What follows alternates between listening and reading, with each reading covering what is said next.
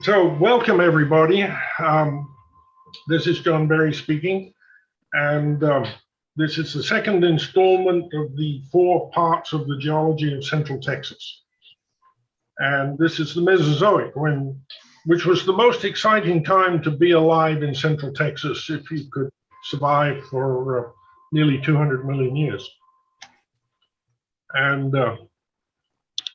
on this, my outline is here. First, a little digression about new mountains on the roots of old ones, and some talk about isostasy, and then I'll go on to the beginning of the breakup of Pangea and its effect on sea level. And then I'll run through the Mesozoic period by period and end up with the fatal disaster that brought the Mesozoic to an end. So, and I'm going to use some of the slides I used before, because I think they're easier for you as the audience to relate to the second time. So this is the tectonic map of Texas again, and I've put on it 1 is the Llano uplift, 4 is just to the southeast of Austin, where I am. And it's about in the center of the Central Texas volcanic belt of Cretaceous age. And 2 is the Permian Basin, which I will mention in passing. I want to mention this dashed line, which is the Berry-Grenville front and the Ouachita tectonic front, which are separated in places by only 100 miles or so.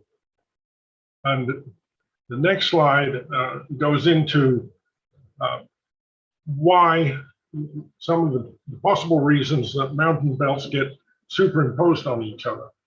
The main one being, of course, that the mountain belt is formed when, or at least a collisional mountain belt is formed when 2 continents collide, and that involves some lateral compression of the crust, which thickens it, and some duplication of the crust when one continent goes under or over the other. So you end up with a mountain belt with 70 to 90 kilometers thickness of crust adjacent to the ordinary continental crust with 30 to 40 kilometers thickness. And of course, oceanic crust is only about 5 kilometers thick. So this thickened continental crust is pushing down is floating on the mantle in a sense. And so it's literally extending deeper into the mantle where it's hotter, and it's also eroding very quickly at the top, as you can see in mountain ranges like the Himalaya. And because it's eroding and getting lighter, then it's rising up. And in my lifetime, Mount Everest has got, I think, 100 feet higher. And as it rises up, because that lowers the pressure down at the base, and it brings the mantle into a place where it begins to melt. So here we have the wet mantle solidus, because there's plenty of water down there due to the subduction of oceanic sediments, and we have melting starting at around 600 degrees C. And when that melting starts, and also due to the uplift of the continent, you get mantle material from much deeper flowing into the void that's so produced. And that mantle is even hotter. So there's a forward feedback mechanism going on that accelerates things. And between them, the continent, the contact between the continental crust and the mantle becomes very, very weak. And the continental crust has a tendency, this over-thickened continental crust has a tendency to spread out. And you see that perhaps most spectacularly in the basin range of the western United States. And as it spreads out in the brittle upper part of the continental crust, you start getting large normal faults. And eventually these become large enough to be considered rifts. And as this process of forward feedback goes on and the mantle itself starts to sort of convect beneath the continent and pull it apart, you start getting intrusion of mantle material or at least basalts and so forth into these cracks that are opening up, and the whole thing gradually becomes an opening ocean. And we've restarted a new Wilson cycle. When you look at the isostasy of that, you have 70 kilometers, that's in the center at the bottom. 70 kilometers of 2.7 material has to weigh the same as 40 kilometers of 2.7 plus an unknown amount of 3.3. And if you calculate that, that's 24.5 kilometers of 3.3 for a total of only now 64.5 kilometers of material weighing the same as that original 70 kilometers. So the amount of isostatic uplift will amount to about 5.5 kilometers. And that again will have to be eroded away. And so you'll get further isostatic or static rise. So it's kind of like a corridor of mirrors with a decreasing effect all the time. So the next slide shows what happens when a continent like Pangea, a supercontinent, begins to break up. The supercontinent will be very arid in its interior because humid winds from the ocean are not going to get all the way to the interior. So typically, when we have a supercontinent, we think of periods like the Permian and Triassic with all kinds of desert deposits all over the world. And the Pangea in particular also had a massive amount of land at the North and South poles. And this had the effect of strengthening the temperature gradient between the equatorial regions and the pole. And the Triassic was a time when the average climate of the Earth was near a maximum. So what you have is a very large continent with huge seasonal temperature differences and huge differences between the equator and the poles. But what happened as it began to break up is ocean moisture proceeded further and further into these smaller continental fragments. You got a lot more moist climate. And at the same time, the production of young ocean crust, which is much shallower, a young ocean crust is overlain by much shallower ocean than old ocean crust. And you see this because of, for example, in the mid-ocean ridges, which are 1,500 meters deep over the mid-ocean ridge and 5,000, 7,000 meters deep at the edges of the ocean. So as the continent is breaking up, mean sea level, this thick yellow line, is rising. And it rises and rises and rises until late in the Cretaceous, almost all the way through the Mesozoic. And the climate becomes more and more moist. And that means that at first there's an oxygen minimum, there's an oxygen maximum in the Triassic because we have no land plants, we have very little weathering, and that the oxygen gets used up as the continents, as the climate becomes more moist and the continents spread apart and weathering increases. And then at some point, the amount of plant life becomes huge and starts respiring oxygen, sending oxygen to very high levels. CO2 is doing the opposite.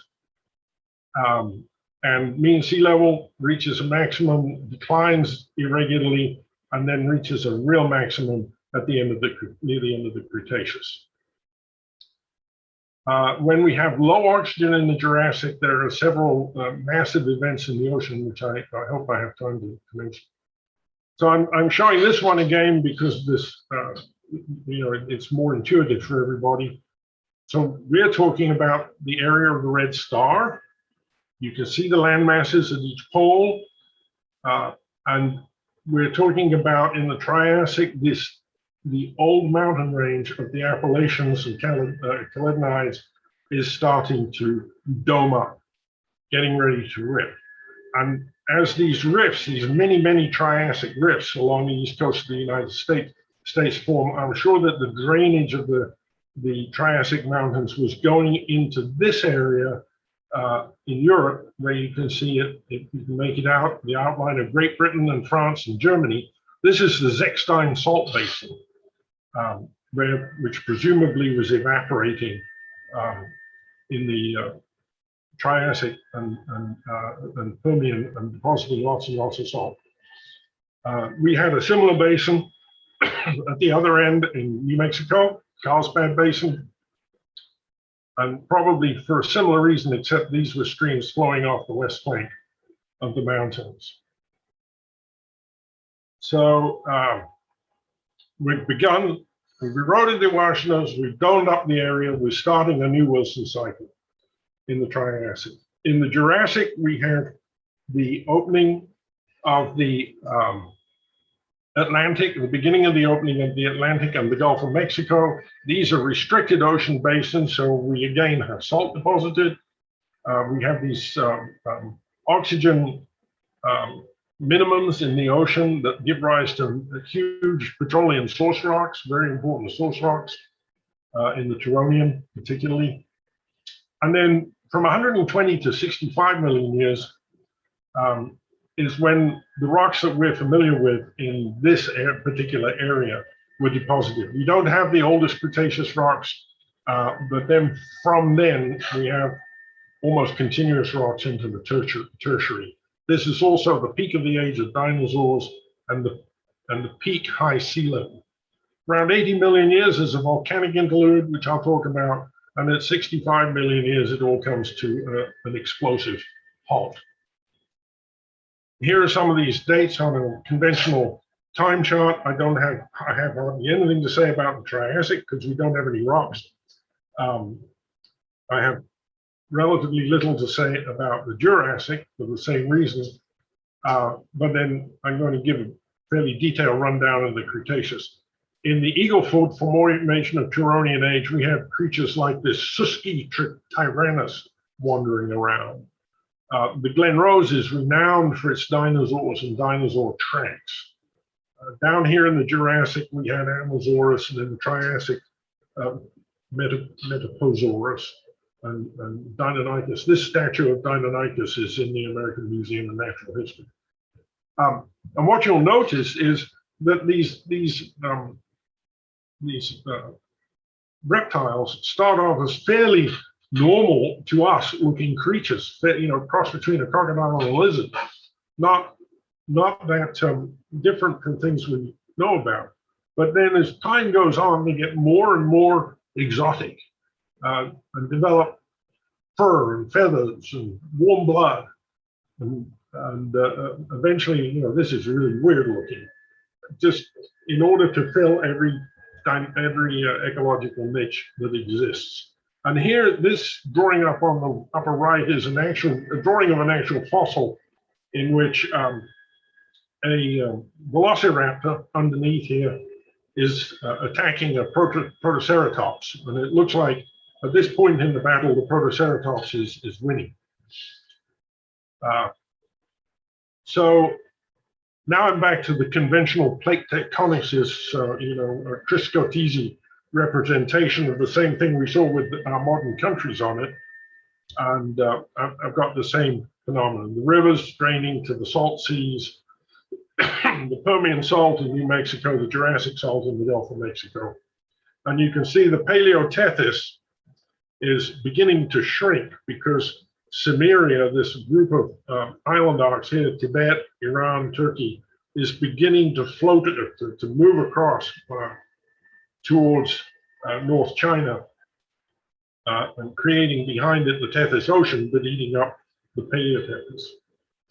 The other thing that's really important about this diagram is we have a continuous subduction zone running from North China through South China, Malaya, Australia, Antarctica, South America, all the way up to Alaska. So this Pangea subduction zone, which is now the American Cordillera, or this part of it is the American Cordillera, is one of the longest lived tectonic features on Earth. It's been operating continuously for 250 million years. So In Texas, again, we're doming up, just like the Appalachians. The Ouachita roots are causing updoming, and there's no ocean here. The Yucatan Peninsula, the edge of the Yucatan Peninsula runs through Houston and Corpus Christi and Laredo, where the equator runs right across the Llano uplift, and because the Llano uplift is part of a wider relatively uplifting tectonic feature called the San Marcos Arch, we have a giant source of sediment in this area to the Llano uplift and the area to the southeast, and that causes a huge flood of coarse-grained sediment that extends across northwest Texas, northern New Mexico, and into Utah, a late Triassic sediment flood. Along the southern edge of the United States, all the way here, we've got a series of troughs, trailing edge. Something had drifted away from the southern edge of the United States, and they call it the borderland rift system. I prefer to think of it as a trailing edge and a major feature. And the only reason that we don't know more about it is we don't live in Mexico, for one thing. And the other thing is that the access of marine waters to it was very often blocked by this subduction-related chain of volcanic islands blocking the entrance to the Pacific. And then at the end of the Triassic, going into the Jurassic, the Yucatan Peninsula starts moving away to the southeast along this Tehuantepec transform here, leaving us sitting on a continental margin, which is basically at that point an extension of this one that runs through Mexico. This SU and MU, the Monroe and Sabine uplifts are smaller, less active uplifts than the Llano uplift. They're generally buried by younger sediments. And the Eagle Mills Rift Basin is the most southeastern of all the Triassic rift basins. There's about 30 of them extending to the northeast from this location. So the first thing we see the main important first thing we see in Texas is the Luan Salt, which we don't see in Austin, but is fundamental to the geology of everywhere more towards the coast. And you can see here that it's formed because there's barely an opening for the Atlantic, and there's no deep water opening at the European end of the Atlantic. So access of ocean waters to the Gulf of Mexico is limited. There may have been intermittent accesses across this land here, but they were not continuous and not wide. So massive amount of salt deposited by evaporating seawater in the early Gulf of Mexico. This is of Calovian and Bathonian age. So what did this continental margin that was developing look like? So Mikas, Keller, and Thomas, this paper was in FREP when I used it, made a potential fields geophysical section profile across the Llano uplift and down into the Gulf of Mexico, running along the crest of the San Marcos Arch. I had to push Austin up to Waco so that you could read those letters. And they modeled these potential fields, magnetics and gravity together, along with constraints from well data and seismic to produce a reasonable interpretation of the continental margin. And you model it by, you draw what you think it should be, and then you compare, you can calculate the gravity anomaly in this case, and compare it to the observed gravity anomaly. And when they coincide, you reckon you got a fairly good model. So in this model, you'll see that the gravity increases drastically up until the Llano uplift, then it decreases very sharply here. Then there's a very sharp gravity peak, another almost continuous uplift to the deep ocean with a sharp peak near the shoreline or in the under the continental shelf, and a very sharp trough here. Sharp features mean shallow features in gravity data. So this first slope on the left is due to the fact that the less dense Paleozoic sediments in blue are thickening westward, and the basement is coming closer to the surface. So this causes a big gravity effect here. Then they have a problem with this, and they postulated a Paleozoic basin beneath the Ouachita facies, somewhere around the Balcones Fault, somewhere around Austin, because New Braunfels is in the same tectonic position as Austin. ER stands for Enchanted Rock. But I've never seen any evidence in the surface geology for this basin. So I don't know whether it's true or not. But then to explain this sharp anomaly, first they put an edge on the North American craton, and then they put these deeper igneous rocks in bright red down here.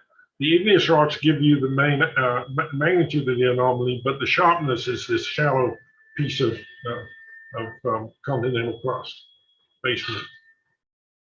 So we'll be coming back to that igneous thing. Then they put in a transitional crust, which is stretched continental crust, intruded by granites and things, so its density is increasing in this direction. And we have a big sediment wedge here, and we have this slope upwards of the base of the crust from thick continental crust to thin oceanic crust. And that's what's driving this upward tilt to the right, this mantle interface. The sharp peak here, they explain by another set of intrusions in the continental shelf. And the sharp trough here is then interpreted as shallow salt domes with gravity of 2.2. If we look just at the upper section here in more detail, you can see that the Mesozoic, which is in gray, blue, and green, gray for the salt, blue for the Jurassic, green for the Cretaceous, thickens rapidly from the Llano uplift into the continental, the coastal plain area, where the Cretaceous is as much as 8 to 10 kilometers thick. And then it thins as we go further out. Meantime, the salt is forming these incredible series of salt domes everywhere, including salt walls at the edge of the continental shelf, where the salt actually flowed out in a sheet on the ocean, on the floor of the ocean, protected from solution by a thickening cavity cover of sediment. And that all of that salt has drastically deformed the tertiary section as well as the Mesozoic section. The last bit here is the 6 feet escarpment in the center of the Gulf of Mexico, with the USA-Mexico offshore waters boundary right at its toe. And it's cored by a huge amount of salt. So now this is one of the diagrams I used before, where I flattened a cross-section of the Llano uplift on the pre-Cretaceous surface, which is known as the Wichita Paleo surface, and is the subject of a paper in this in the GeoGulf conference next week, given by Pete Rhodes. Now, all of the stuff above that blue line was eroded away before Cretaceous deposition started, and the Cretaceous was laid down on top of it. So here we are in the early part of the Cretaceous. Austin is there. This is the equator. And you can see that almost all of North America is dry land. And that along the west coast here, you have a lot of island arcs coming in and hitting as the Pacific plate or the cooler plate is subducted. And because they're coming in obliquely, there's a lot of right lateral strike-slip motion along here, as there is today. This strike-slip motion actually extends to the area south of Texas, but isn't shown on this particular map. The part of the section we're going to be looking at is this lower Cretaceous up to the upper Aptian here. And we don't, at the surface, we don't see any Hoston or Sligo. These are all subsurface units. We see some hamlet around Austin, which is a impermeable, shaly dolomite zone, and that's overlain by the Cow Creek, and which is unconformably overlain by the Hensel. And I will show one bit of Cow Creek and then more Hensel and Glen Rose. This diagram is not good in one sense because the Hensel, although in any one place it underlies the Glen Rose, when you look at it in a dip cross section, it's time equivalent with the Glen Rose. The Glen Rose is the offshore carbonate bank. The Hensel is the near shore clastics. This is the Cow Creek. And that's me sniffing it. I had hit it with my hammer, as I do to every rock I see in the field, and immediately was overwhelmed by a smell of crude petroleum. I took a closer look at it, and it's full of pyrite. It's dolomite, and it's full of tiny pyrite crystals. So this was a reduced petroleum source rock after it was laid down, and it is full of dead oil even today. On the edges of the Llano uplift west of Austin. This is on Reimer's Ranch, which is a public park west of Austin. So the Glen Rose, which is lateral equivalent of the Hensel, is this boring thing that forms all the road cuts around Austin. This is at Mount Bonnell.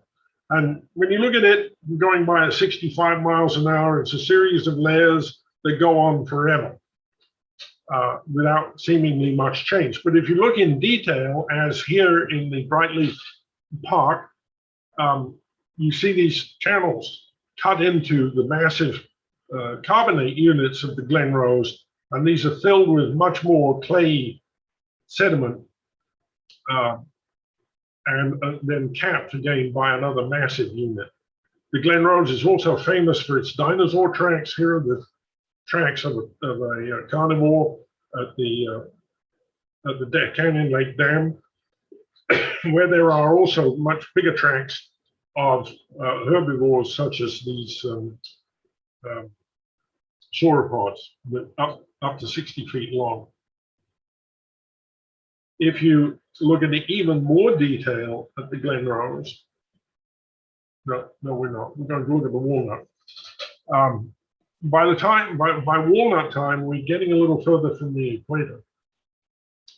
And the sea is expanding rapidly around Texas and almost joining with the Maori Sea. The Maori Sea is named after a black organic shale in Wyoming that's much like the Del Rio or Eagleford shale in Texas.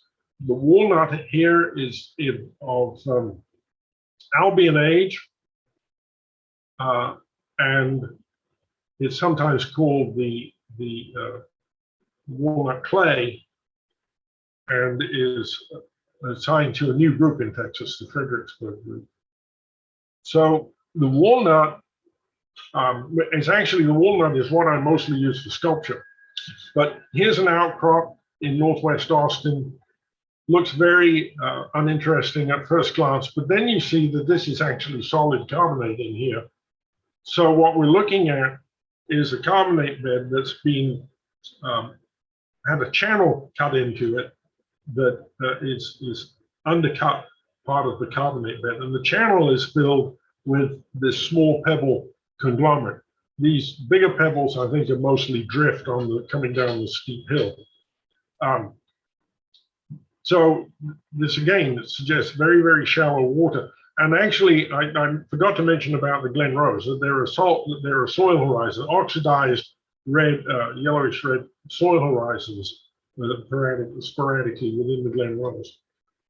So in detail, you see these marley zones within the walnut, and with these little lenticles of limestone in them. These are suggested to be the cause of old ripple marks where the dark marl layers are, or clay layers within the limestone are the clay drapes that were over the ripples. And what's happened is these focus the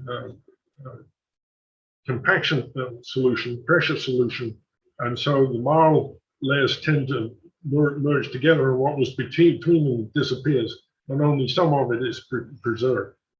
And in another place, Walnut Clay Drive in Austin, the walnut clay is a conglomerate with rounded and angular pebbles in it.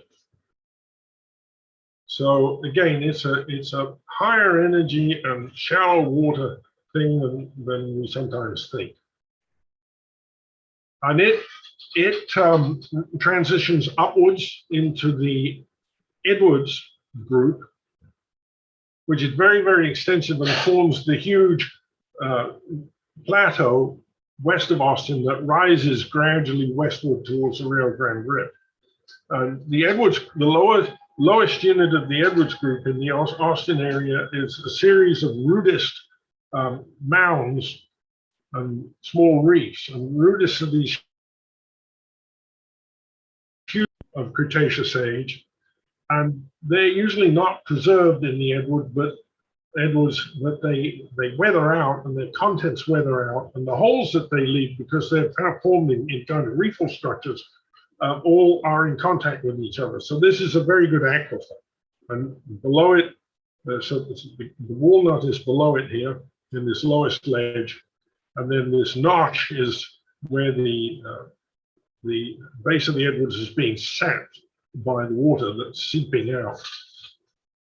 And the Edward goes up. There are chert horizons, there are evaporite horizons, and so on. But these rudists in the Canyon Lake, in the Georgetown Spillway, they don't show up very well in the photograph, but that's one there on the elongated thing, and it's crossed by another one here.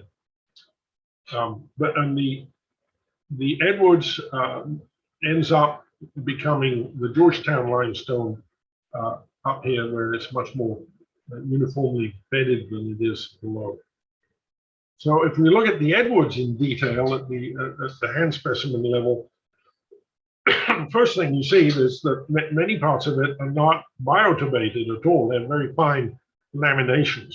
So this was presumably a hostile environment for life. And that maybe goes with the evaporitic nature of some of it. But I'm not quite sure why. I don't see much evidence of pyrite or anything in it, or it's a reducing environment.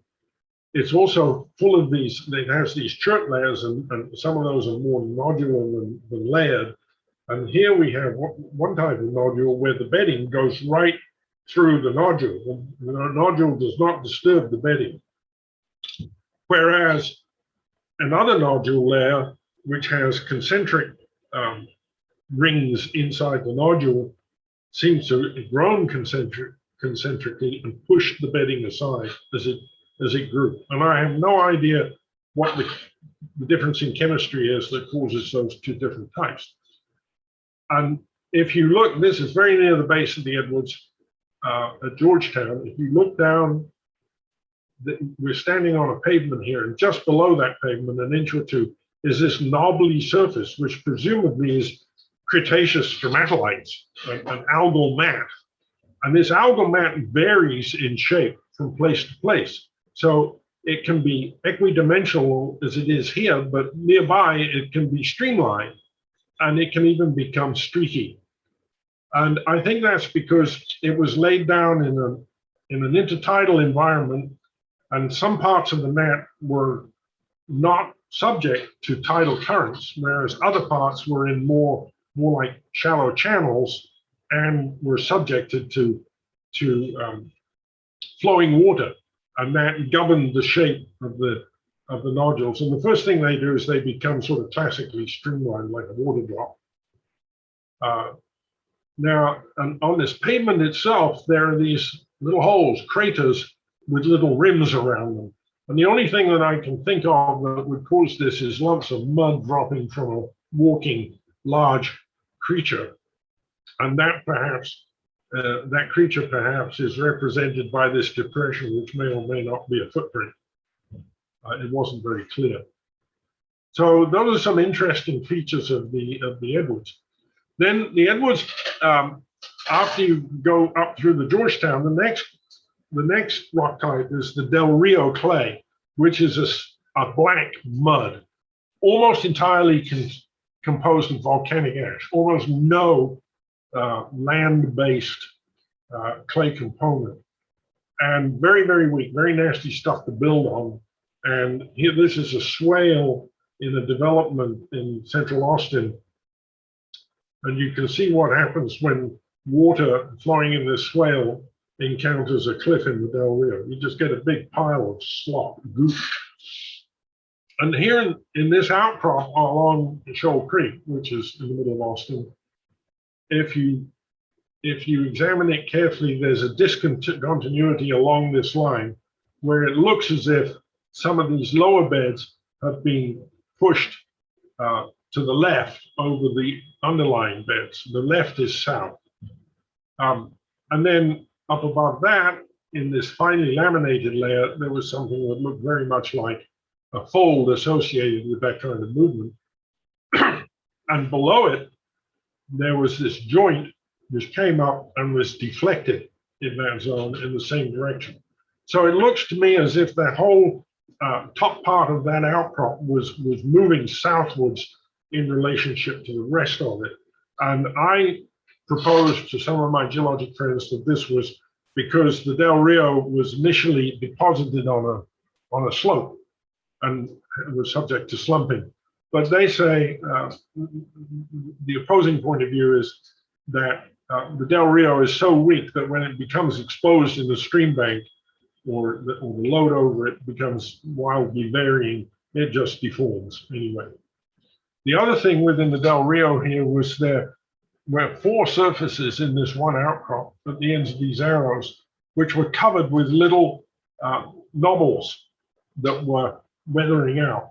And these knobbles, I think, I'm pretty sure, were clay flakes that had been ripped up somewhere else, rip up class, and deposited, redeposited, and they were all the same size, about 1/3 of an inch.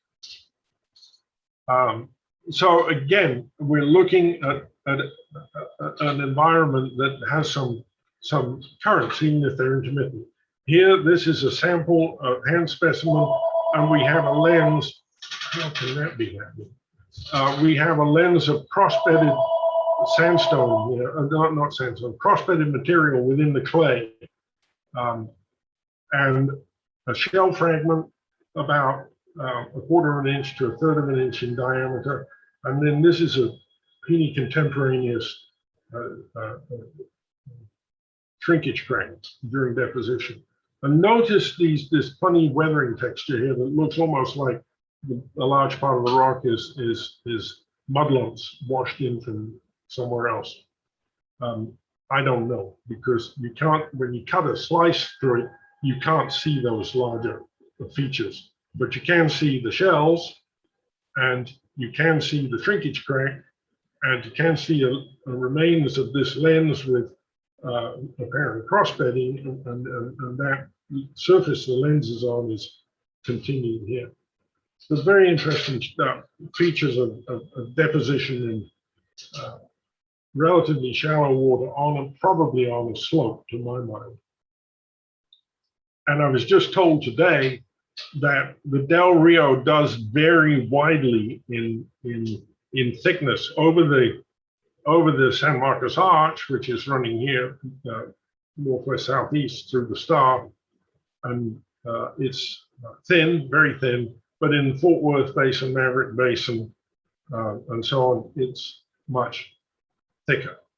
which suggests if it's an airfall deposit, mainly of volcanic material, volcanic ash fragments, that there was a lot of winnowing over the less subsiding features, and this material from, say, the San Marcos Arch, a lot of it was redeposited in the Fort Worth and Maverick basins. So, notice now we suddenly arrived at 30 north.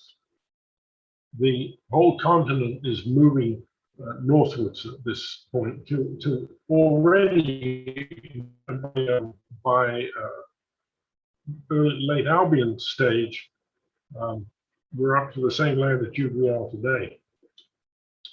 So we've got the next formation after the Del Rio is the BUDA limestone, and they're grouped together, but Del Rio and the BUDA are grouped together as the Ouachita group. And overlying that is the Eagleford, and the Eagleford and the Austin together represent the highest sea level stand of the Mesozoic. And so the Eagleford is, overlying the Del Rio. Did I mention the BUDA? Yeah. The BUDA limestone, which is here, has some iron in it. It has this nodular appearance, which I'm not sure what it's due to, and it's a cliff former along the local creeks. You'll see here that this is a map of Austin, and this yellow line represents the Mopac Expressway, and you'll see that in this part of Austin around Camp Mabry, there's an intense amount of faulting. And so you have BUDA at the surface, Eagleford at the surface, Del Rio at the surface, and you can have one house sitting on a solid foundation of limestone, and the next one with a cracked slab because it's got 20 feet of Eagleford underneath it. So by Eagleford time, the western interior sea is huge. Only a bit of the Ouachita Mountains is sticking out, but it covers Hudson's Bay. It covers goes all the way up to the Arctic here, and it's bounded on the west by the highlands associated with the subduction zone along the west coast. And part of this is no longer just volcanic material. There are thrust belts here as well. The Sevier thrust belt is very prominent. There's the San Marcos Arch and the Texas volcanic belt to the south. And here's the Gulf of Mexico. So this is Turonian, Cenomanian we're looking at here, and we're looking at about 90 million years ago, 95 to 90 million years ago, at which point we come into the Austin, which is Turonian Coniacia. The Eagleford, very featureless shale, but again with these funny lumpy nodular weathering phenomena here, and they look like they're a slightly different color too. But as I say, hard to track down. If you look at the upper foot of the Eagleford in an outcrop near San Antonio, it's a black organic rich mud full of these gray things, which are radiating crystals of marcasite within the black shale. The red is where the marcasite has weathered away. It's a very unstable mineral. The Eagleford is the formation that thickens drastically off the San Marcos Arch, where it's only a few feet thick, and is what they are fracking all through South Texas. So if you look at, this is an attempt at summary. I don't think it's a very good attempt to summarize these sedimentary environments, but if you look at the Glen Rose, you're in shallow water in a very extensive carbonate bank, which is a long way from the shoreline, which would be represented by a lateral transition into the Henson. But sea level changes were enough so that occasionally the Glen Rose bank will be exposed and you get a soil development. The Walnut is closer to land, but again, very shallow intertidal. The Edwards is much further away from land. The sea has expanded, but still shallow and maybe partially lagoonal because of the evaporites that we see. The BUDA and Georgetown, we're getting into more open waters, slightly deeper. The Eaglefoot and Del Rio, I'm proposing, are in deeper water on a slope. And then the Austin is still relatively shallow, but we're beginning to go off into deeper water. And the final Cretaceous formations, Taylor and Navarro, I think are probably deep water formations. So here's the Austin chalk, which was laid down on top of the BUDA. Am I right there? I'm losing track. Here's massive chalk. This is the lowest unit of the Austin. And there's a wide, shallow channel here, unlike anything we've seen before in these rocks. It's about 30 feet wide and about 3 feet deep and tapers towards the edges and is filled with parallel layered marly material that was laid down in a reducing environment. Look at the gray here that hasn't been oxidized, and then covered again by another lime unit. So this is a kind of channel. I don't know why it's so different in shape, but it's a different kind of channel than what we're used to in these rocks. If you look at a different part of the section, you see an erosion surface here within the Austin with this gray clay below it, marly clay, and above it this much more heterogeneous material, and there's actually a layer of pebbles along the contact. Below is, in the clay material, there's a discontinuous lens of this brown material, which people have suggested is an ash layer that's being winnowed from slightly shallower water and deposited in slightly deeper areas, 6 inches deeper maybe, because it's discontinuous.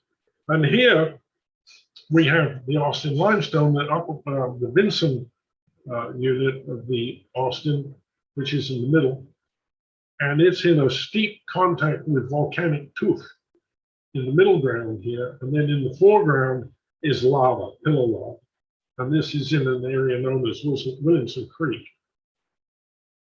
And the picture we get of this central Texas volcanic belt is you have these narrow plugs, never more than a few hundred yards wide, going up into shallow water where everything exploded, and you get rings of tuff around them, some of which stick up above the waves and get reworked into volcanic sediment here.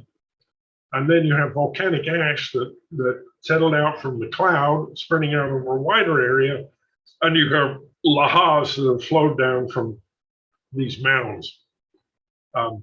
There are hundreds and hundreds of these things. The map here just shows the area right around Austin, within 15 miles of Austin, no, 20 miles of Austin.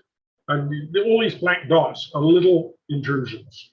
And the green ones are ones with oil in, because sometimes seawater got into the upper part of this neck and altered the volcanic rock, which is very, very basic volcanic rock, into serpentinite, and the serpentinite that developed some porosity, and oil seeped into it from the Austin chalk, and they've been producing fields for 100 years at maybe a barrel to 10 barrels a day. Very low permeability, but they go on forever. And this is the area, about 350 miles by 150 miles, and mostly on the outboard side of the Balcones fault zone. The fault zone is 60 million years younger than the volcanics. So going back to that crustal model, what we have is an volcanic source at about 80 to 90 kilometers depth in the mantle, by some partial melting over maybe a very shallow zone, very extensive, and then they punched their way up into the exact transition of the continental crust to oceanic crust, the beginning of the transition. So presumably there were some tensile features there they made use of and used to intrude. Not much is known in detail about the generation of this mantle melt. What's odd is that they precede the faulting by nearly 60 million years, so it's questionable, the cause is questionable. At the very end of the Cretaceous, the sea starts to shrink. The Taylor and Navarro, maybe parts of them, the early part, at least the Taylor looks like deep water, but then when we get to the Navarro, it's beginning to pinch out and presumably getting close to land, but there doesn't seem to be much source of plastic material. The Taylor is Campanian, the Navarro is the top of the Maastrichtian. And then the end, the intruder from outer space, which whomps into the Yucatan here, which had created the geology of coastal Texas by moving away from Texas. And this figure is just considering the atmospheric local consequences. You have a ring where the blast was so severe, anything got flattened. And that goes out as far as Austin. Then you have another ring where winds were gale and hurricane force, which extended out as far as the Canadian border. In addition, you have tsunamis that went forever, that were generated all in the Gulf of Mexico and just spread on land over vast distances. You have ejecta from this explosion all over the world. It was the original Cretaceous Tertiary boundary is defined in Italy, where you have a centimeter thick layer of iridium-bearing carbonate marl that represents the exact time of this impact. So, and of course, it wiped out apparently all large creatures. Here's a funny cross-section. The cross-section runs from the impact crater in the Yucatan northeastwards to the Tampa embayment, but it's drawn in the opposite direction. So the crater is over here, and the section is looking southeast. So the crater has been drilled, and it's full of melt breccia and melt, surrounded by concentric rings of faulting. There is some trace of the ejecta ring around it, and then there's a thick layer of impact material going across the Yucatan and covering into the Gulf of Mexico. But by the time you get to Florida, you get some partial layers of impact material, but much of it has been eroded away by the tsunamis that followed it and just eroded the evidence. There's Austin, the Red Star, just a bit north of that, near Waco in the Brazos River Valley. There's apparently a very good exposure of the Cretaceous Tertiary boundary, but it's on private land, hard to reach, and I've never managed to go there, but it's apparently good. So there you go. And that was the traumatic end of the Mesozoic era. And here are some references you can follow up with if you want to. And that's the end. Thank you very much, everybody, for listening.